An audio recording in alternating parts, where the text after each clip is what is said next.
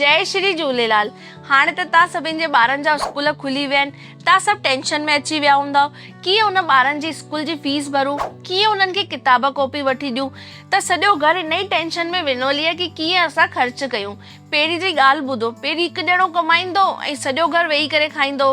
हाणे सॼो घर मिली महिनत थो करे तॾहिं वञी घर थो हले, छोकी माण्हुनि जी ज़रूरतूं अॼु ज़िंदगीअ जो हिसो ठही वियूं आहिनि, जंहिंसां कि ख़र्च वधी विया आहिनि। ऐं कई माण्हू मूंखां पुछंदा आहिनि कि अहिड़ो कहिड़ो कमु कयूं जंहिंसां असां घर वेठे पैसा कमायूं, ॿ पैसा कमायूं त असांजो घर जे ख़र्च में असां हिननि जी हेल्प करे सघूं। हिन लाइ मां तव्हांखे हिकु सिंधी न्याणी प्रिया सचदेवा जिन जो नंबर थी ॾियां।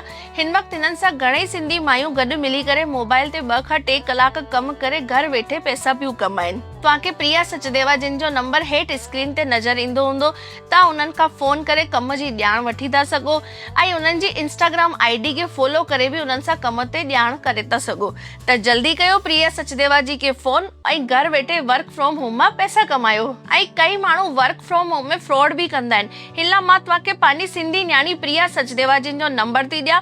उन्हनि खां सॼे कम जी ॼाण वठो, घर वेठे था पैसा कमायो। जय श्री झूलेलाल।